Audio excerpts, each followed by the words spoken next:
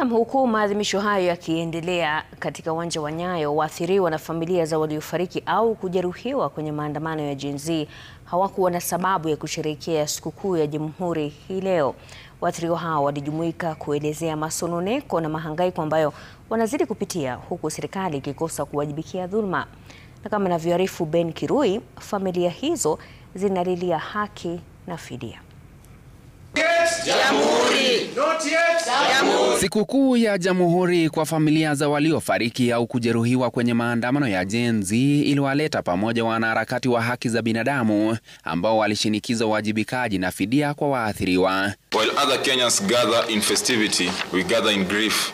Our children were maimed, tortured, disappeared and killed while bravely advancing the very ideals upon which this day was founded. Hakuna mali haipo wametusaidia. Tunazika mandugu zetu, tunazika masista zetu, tunazika makoli zetu, baba zetu, kaka zetu, ndugu wadogo wetu. Hakuna mali wametusaidia.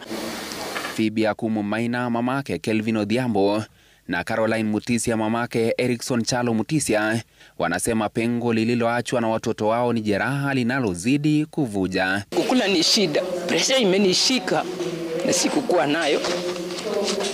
In fact ni shida sana kwangu. Ni shida. Hata natamani tu nikufe. Sasa ni 1 year na nusu tangu aange. Eric namuonanga kila siku, njoo unajua nimeshika simu yake. Namuonanga kila siku. Na silalangi bila kuona video zake mimi venye alikuwa na dance. Nilikwambia Eric alikuwa anapenda kudance na ndugu yake. Kwa hivyo nikiwaangalia tu nasema Eric angekuwa tu hai. Waliojeruhiwa wanakabiliana na changamoto za kila siku.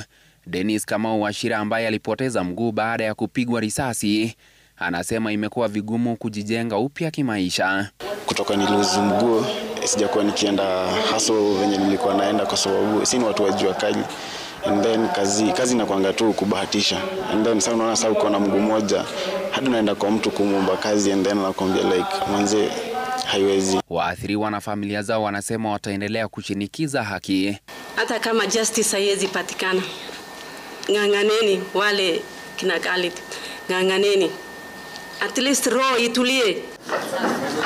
Juhudi zao za kutafuta fidia zilipata pigo baada ya mahakama kuu kusitisha mpango wa serikali kwa kuharamisha jopo lililoteuliwa na rais na kupendekeza fidia iendeshwe na Tume ya Kitaifa ya Haki za Binadamu. Kwa waathiriwa wa maandamano na familia zao, sherehe za Jamhuri Day mwaka huu hazina maana yoyote. Miezi kadhaa baada ya machafuko, bado wanasubiri haki na fidia, mchakato ambao umesitishwa baada ya mahakama kusimamisha mpango wa fidia.